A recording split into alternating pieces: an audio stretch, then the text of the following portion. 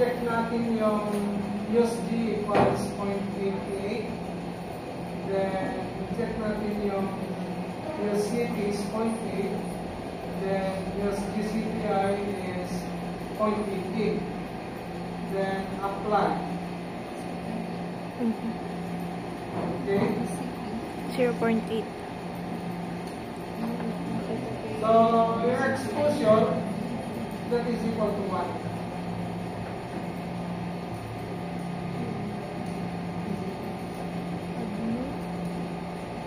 Okay, so yung intensity na compute na natin kanina. So, based on ito, as per ASCE, balik.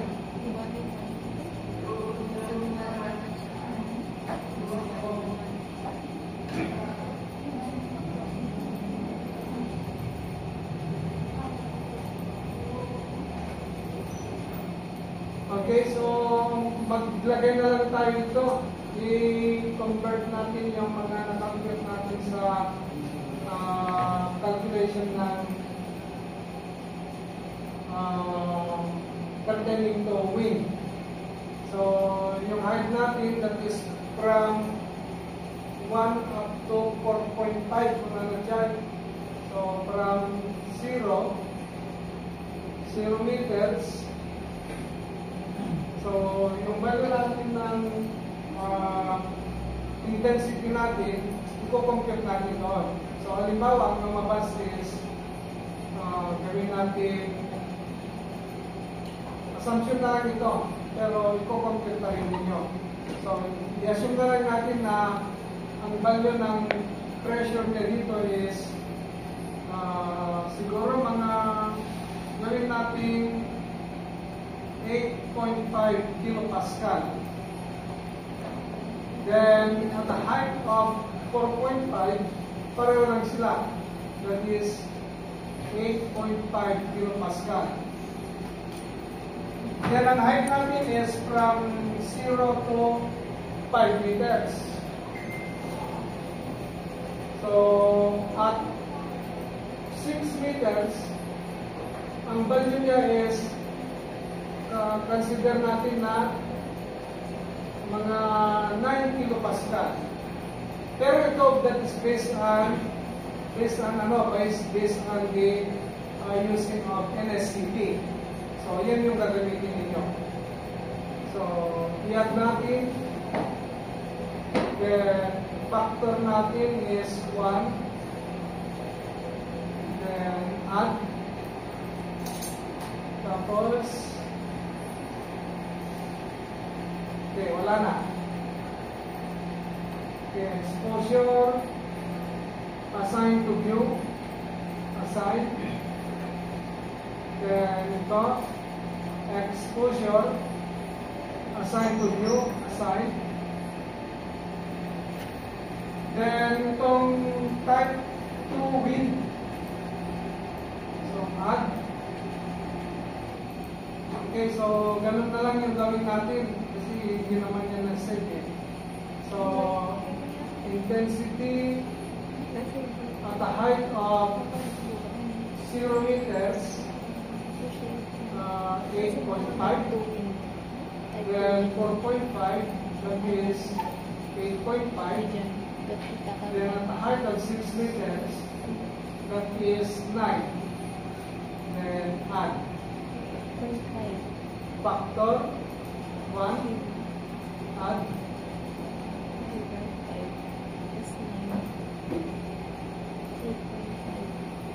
Plus 8.5 intensity, exposure.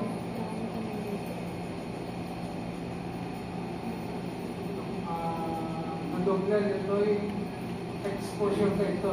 So, madoble yung exposure na i-delta yung isa. Then this one, exposure, add assign to view. Okay, so naka-assign na tayo ng wave load.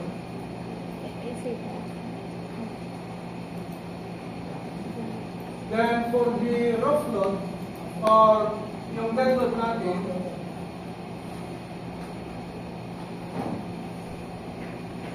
okay, we can click on this, load page. Load page. Okay, so ito na yung definition natin ng wind load. Meron na tayong wind load dito.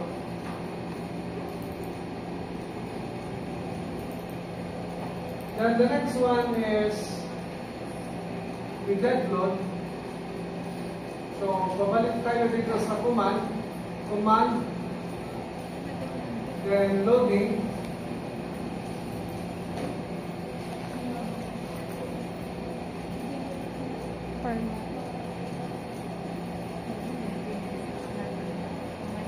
So, sa primary load tayo yan. Primary load.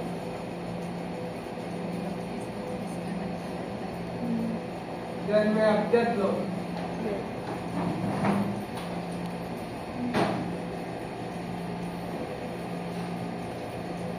Wind load pala. So, sorry, wind load. Wind load. Then load case 1, WL1. WL1. And then add. Yung load case 2 natin, that is WL2. Then add.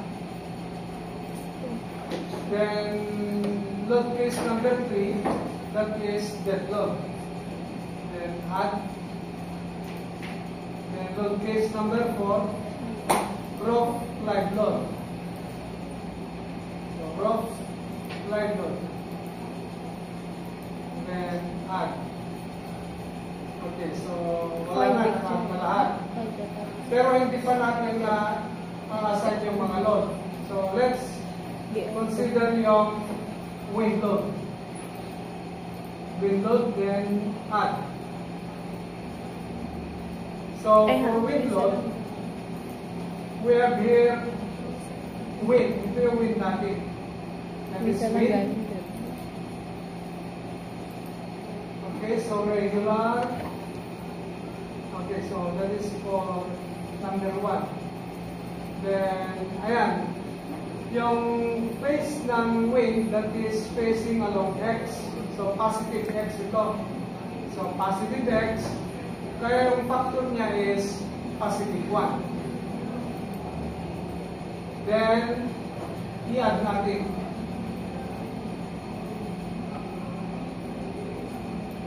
So, pupunta tayo ngayon sa wind load number 2. Then, add. So, wind. Ayan. So, X pa rin tayo. Kaya lang, yung wind, manggagaling na yun sa negative. Kaya yung factor natin dito is negative 1. Then, add. Okay, so, naka-add na yung wind load. Wind load number 1 at saka wind load number 2. Then, yung dead load. Mag-add tayo.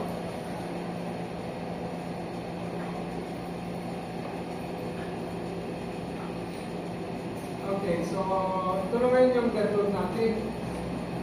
We have member load,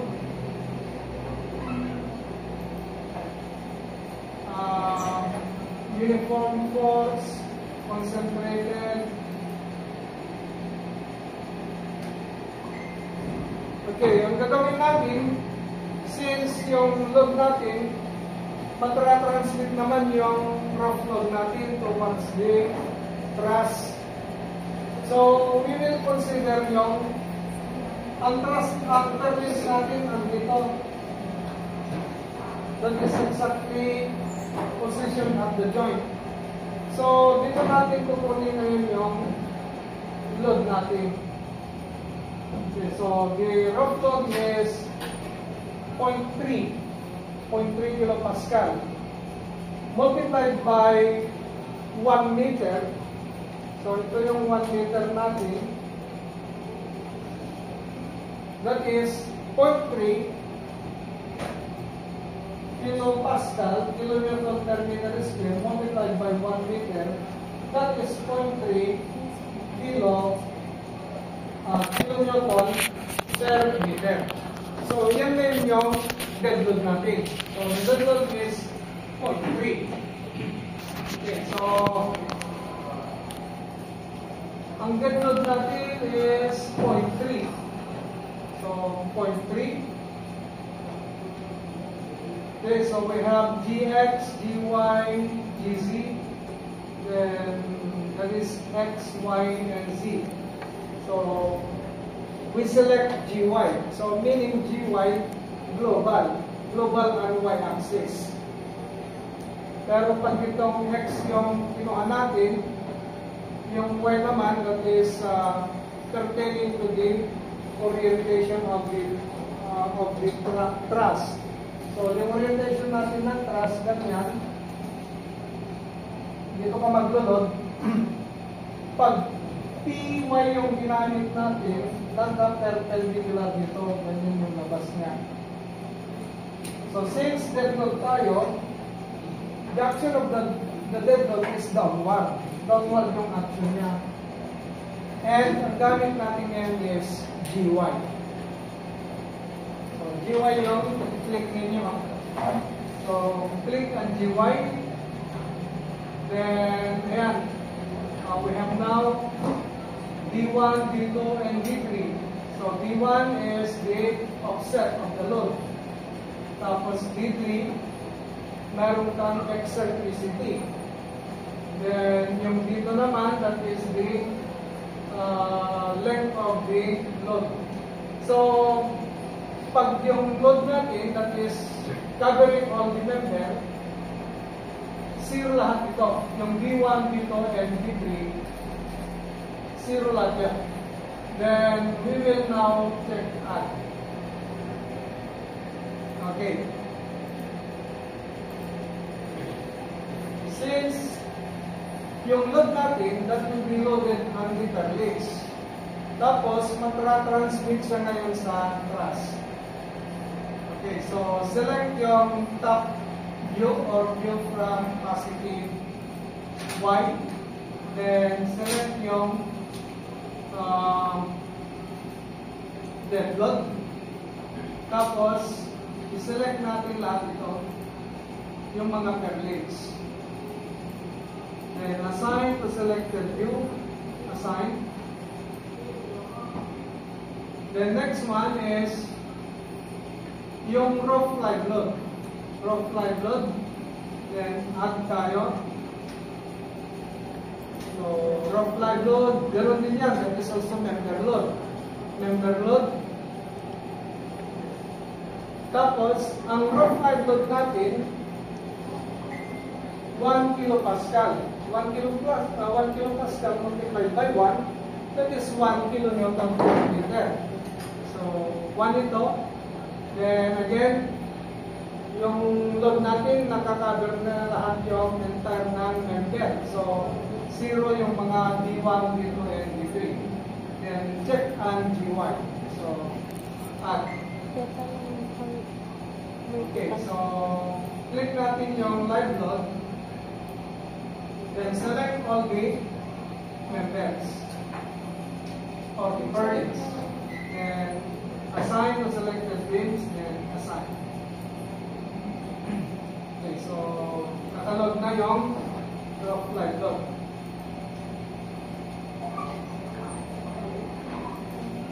So, the next one, ayan na yung mga load natin. Yung rough live load, and yung dead load.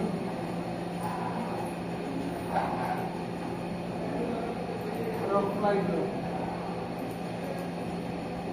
Dead load. Kabalik lang.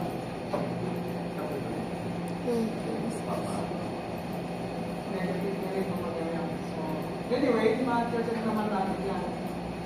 So, balik ka dyan, edit. So, palitan lang natin ito natin negative. Okay, change. Yan. Edit. And negative 1. Change.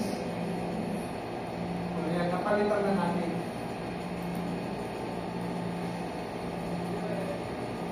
Okay, pero hindi pa na natin nakikita is the weight load. Hindi po, meron na pala. So, ayan yung weight load natin. Kailangan medyo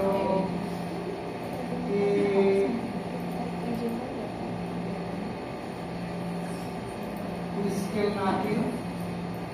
So, scale.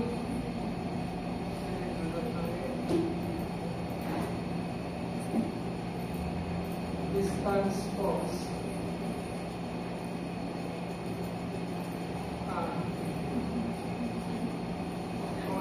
Ito.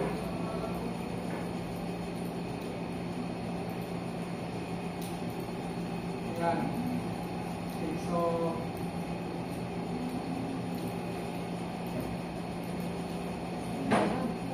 yan na yung mga window natin.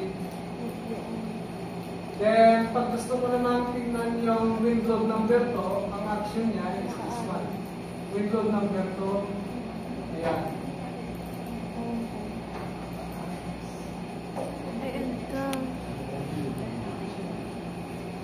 So, hindi na kayong magka-compute doon. Hindi na computed by the software. Kailangan yung mga ilalagay mo that will be based on NSCP.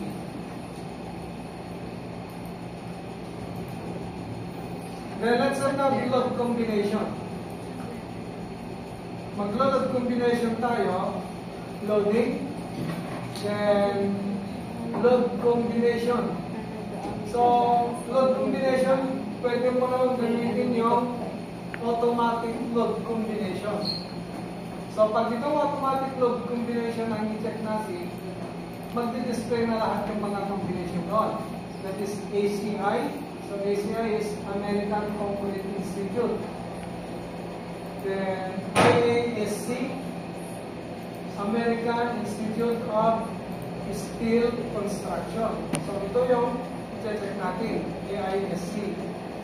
So, check ang AISC. Then, generate loads. Before that, kailangan natin i-consider ito. That is for general, public, and garage. So, anyway, pwede naman itong general or itong public. So, sa general na lang muna tayo. Then, tingnan natin kung ano yung mga load combination. So, generate load. Ayan. So, ito naman yung mga combination natin. So, 3 multiplied by 1.0. So, yung 3 natin, that is for the dead load. Dead load yung number 3 natin. So, hindi ito. So, consider this one public, then generate. Ayan. Yan yung gagamitin natin. So, we have 3 multiplied by 1.4. Ang 3 natin is dead load. So, 1, 2, 3, and 4. This is wind load number 1, wind load number 2, dead load, and light load.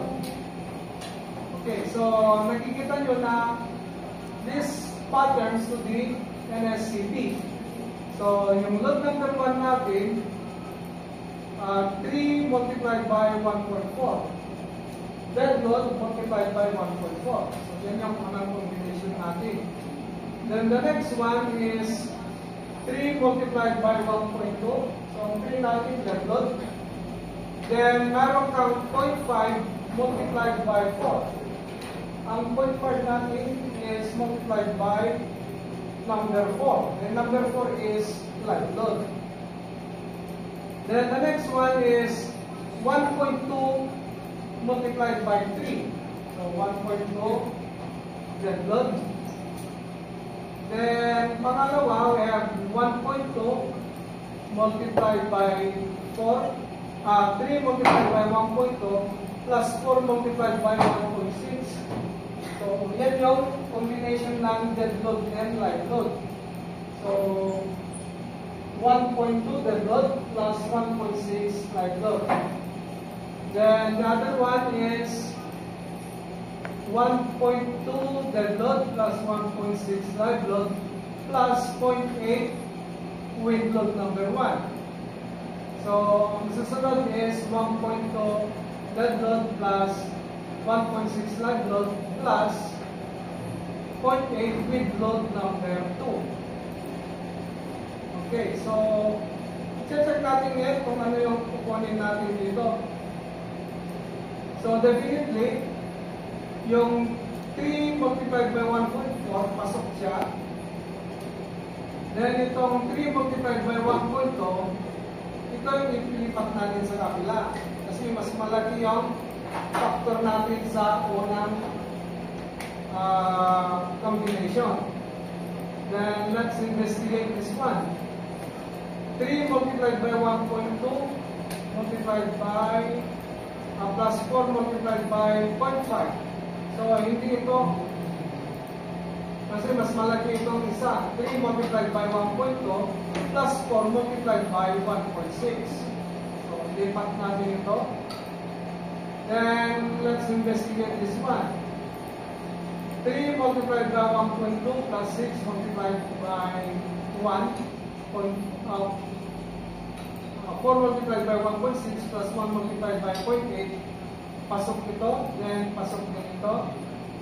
Then the next one is 1.2 dead load plus 0.8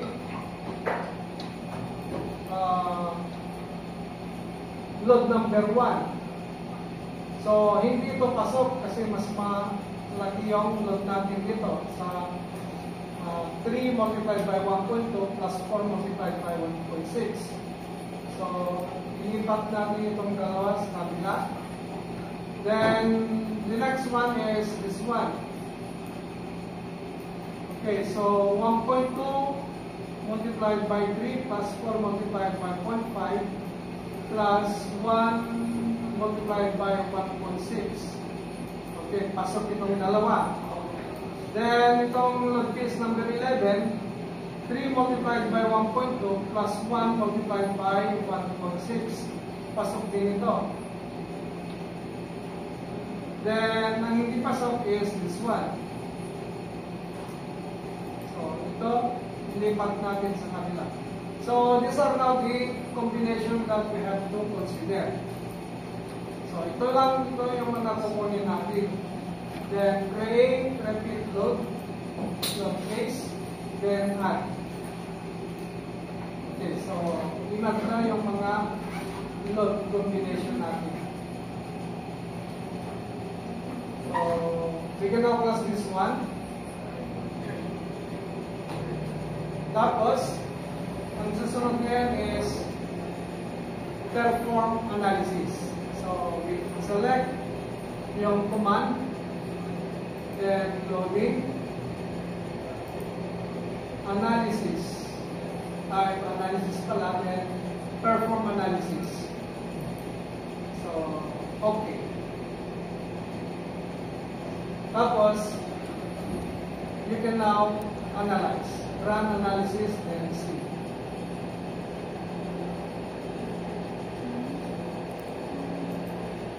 Yan.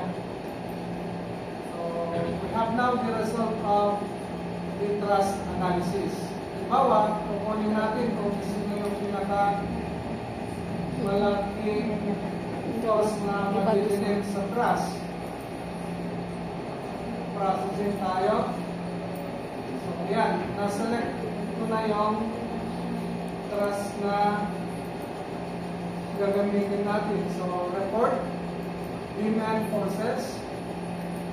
Then, since yung thrust that is pertaining to the compressive force, that is axial force, that is either tension or compression. So therefore, itong axial ang kukunin natin. Then, okay.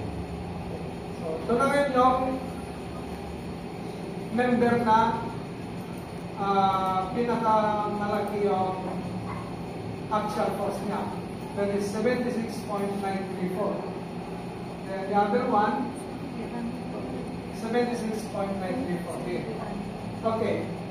That is load case number, bin number 43.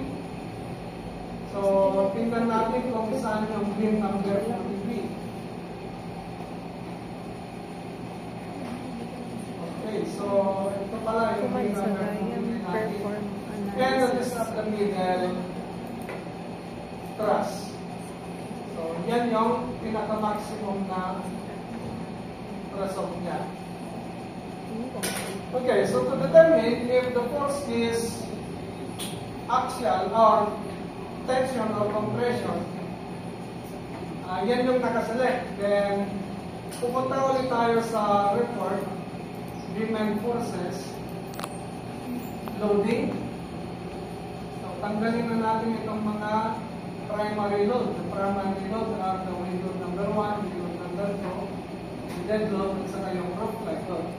So, ang kukunin natin na result are the load combination.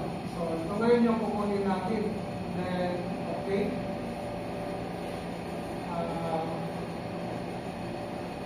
Okay, so, diba 76.934 yung maximum. Okay, so, the maximum load appears on load combination number 11. Number 11, 3, and 13.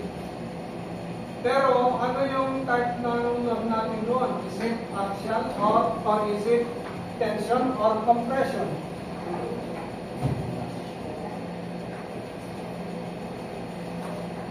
Okay, so, ano dinote na? The node there is 11, 23, and 18. So, 23 and 18. Naman, ano tayo?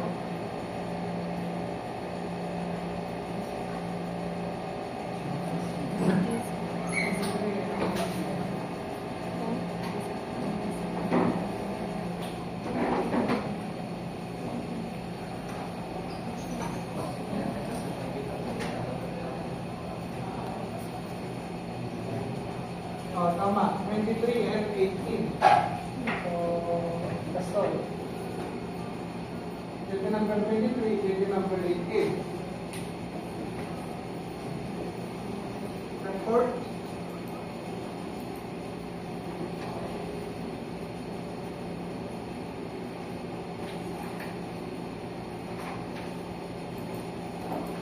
Okay, so 76.934 million number 23. So 76.934 million number 18 negative 76.934 negative 76.934. The one that will be used there is this second node. Okay, so ang node natin dito is I and J. I node and J node. Mas mauna yung I node then J node. So it will always prevail on the J node. So yung J node natin is negative, meaning that is compression. So ito kasi that is tension. But in here, ang lumalabas na result natin is compression. So, compression mo ay sunod dyan. That is per load. That is on the J node. So, ayan. Ang nakuuna is kasla kumagigay load case number 5. Ang lumabas naman is I and J. Yung J natin is positive. So, meaning that is tension. So, since yung analysis natin that is pertaining to tension and compression, titignan mo kung saan yung pinakamalaki ng compression at kung sino naman yung pinakamalaki sa tension. Ang tension, ang pinakamalaki doon is, okay, so we have 6, 32, 26, so 32.356.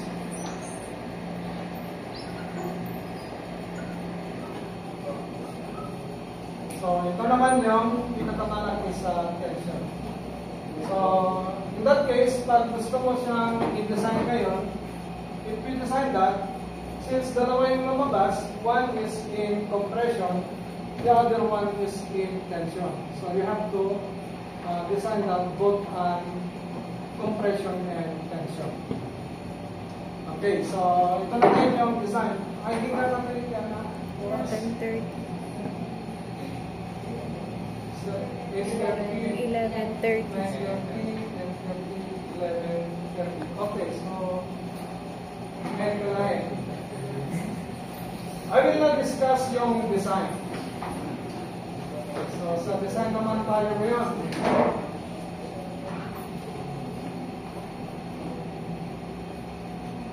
So, since yung truss member ang i-design natin, so, pabalik tayo sa modeling. Then, meron tayong command dito na init na kami Okay, so we have here command, then design, then okay, so in design meron ka ng mga design nito. Dito, aluminum, concrete, steel, and timber. So since this is steel, so yung steel lang check natin.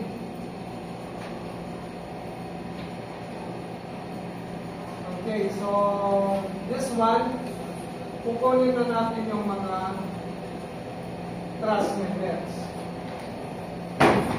Okay, so ito na rin yung mga parameters na i-consider natin. We have the defined parameters. I-define natin kung ano yung mga parameters natin. So, ayan, yung beam, brace. So, huwag na yung mga yan. Ang i-consider natin are the following. FU. So, ano yung FU natin? That is the ultimate strength of the steel. So, meron siyang 413,688 kilopascal. So, halimbawa, yung FY natin, pag yung FY mo is 248 or 250, ang FU mo is 400. 400 yung FU niya doon. So, palitan ito natin ng 400. 400 megapascal, kailan yung unit nito is kilonewton per meter square. So, that is 400,000 para maging megapascal yan. So, that is 400,000 kilopascal. Then, assign. Tapos, yung yield natin, 248, eksakto. So, ito, 248 megapascal. So, assign. Then, Kx and Ky. So, mga ito, ang gamit niya is 1, factor negative is 1. So, 1 muna yung gamitin natin. Yung Kx and Ky, that is on the slenderness ratio. So,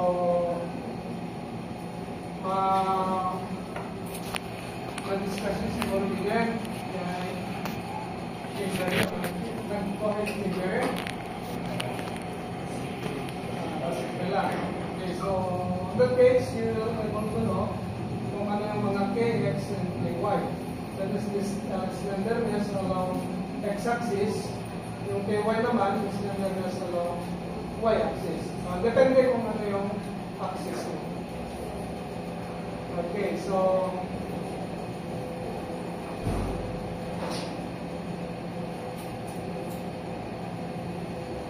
usually yan naman yung pinapalitan muna natin. Since we are after the strength of the steel. So ito yung strength ng steel natin. Fy is 248 megapascal and Fu is 400 lakas ka. Okay, so, ayan, i-close na natin. So,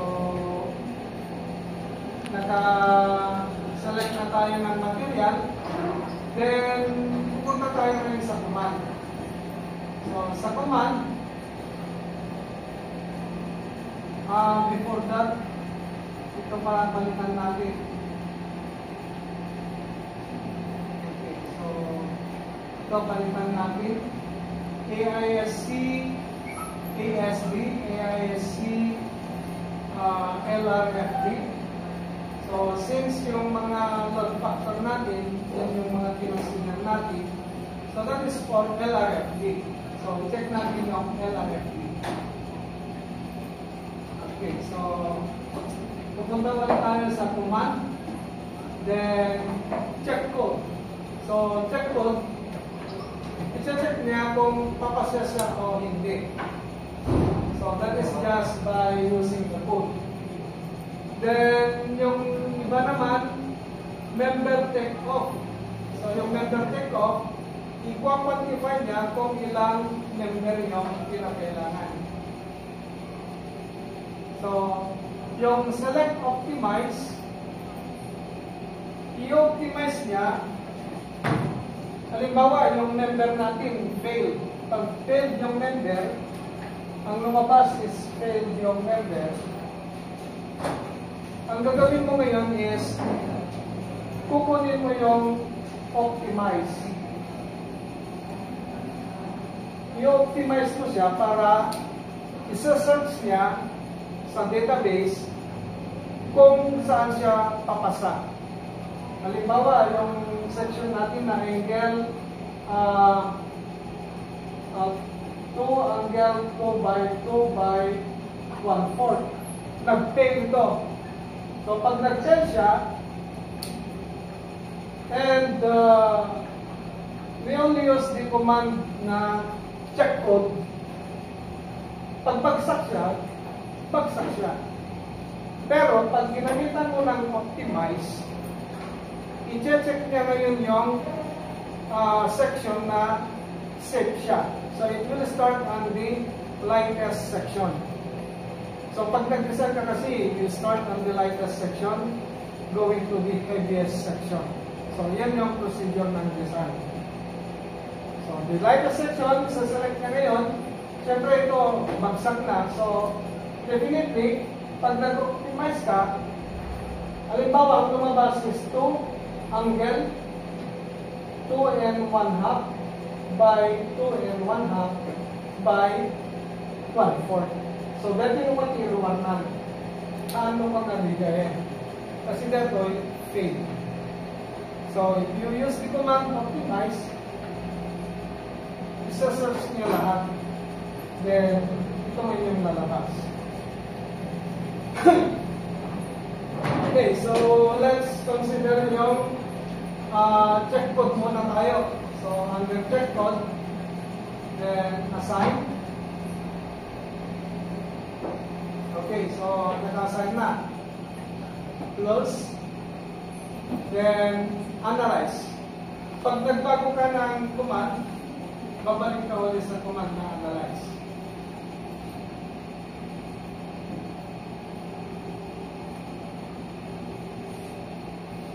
Okay, so go to processing mode.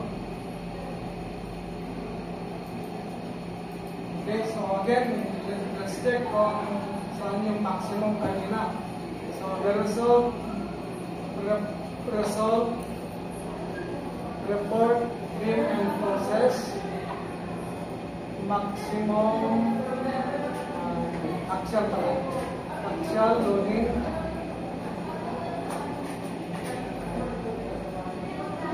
yan, 76.934. So, check natin ito.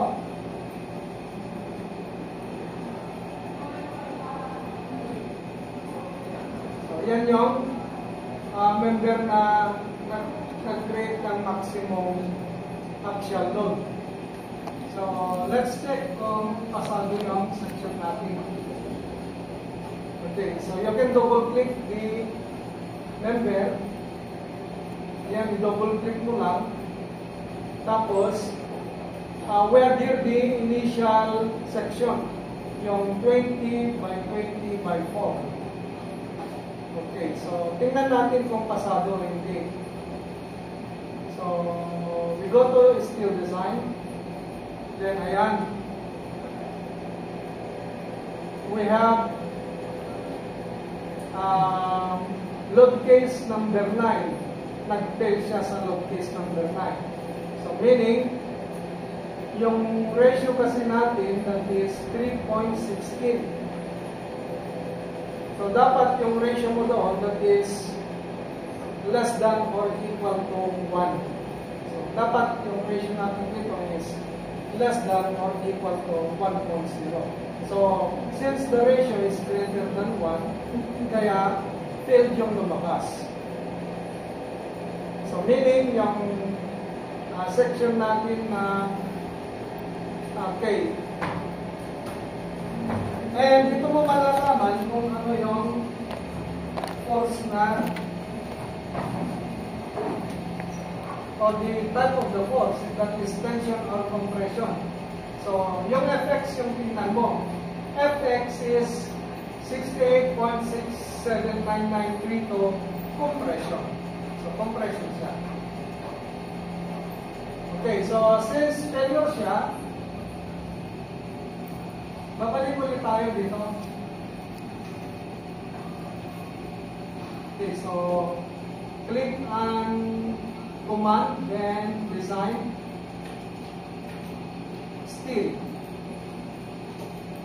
Okay, so dito ngayon, click on command, then select optimize. So select natin ang optimize, then assign. Okay, so tingnan natin kung nakaselect. So ayan, nakaselect na yung optimize. Then, analyze ulit tayo.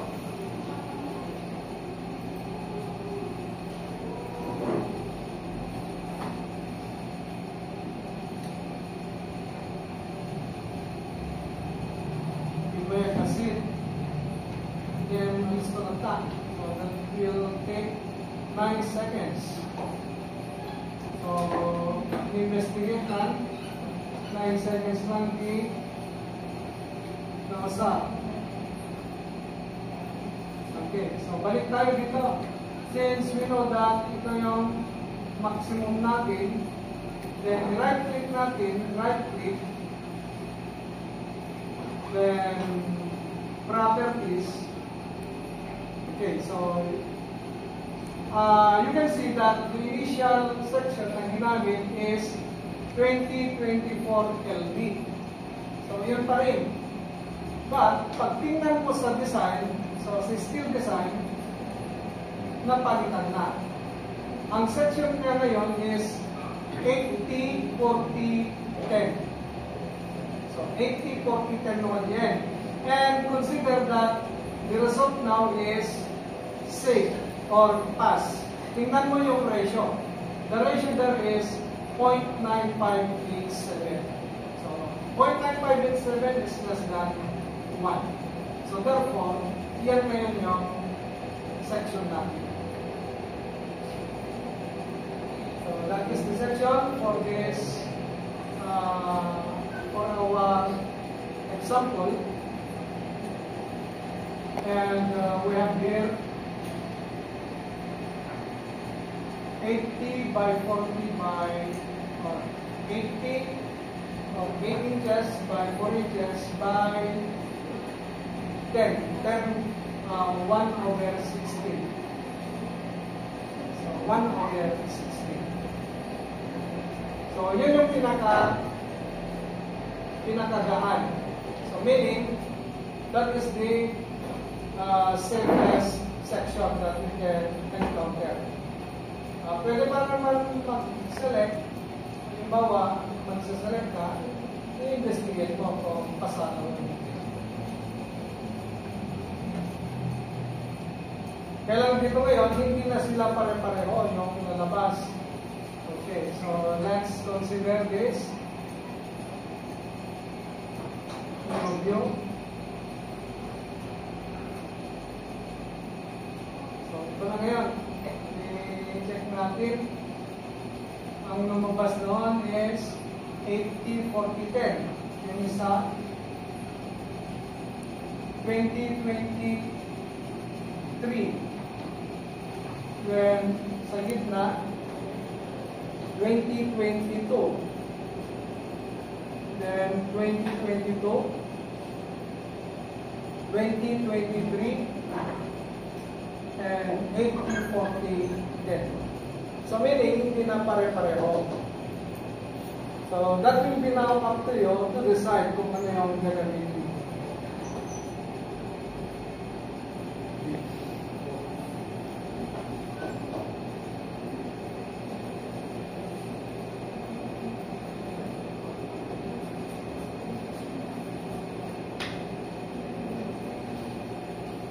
Okay, so we are now through with our discussion on plate number 1. Then you can now learn from your plate. Ito yung plate ninyo.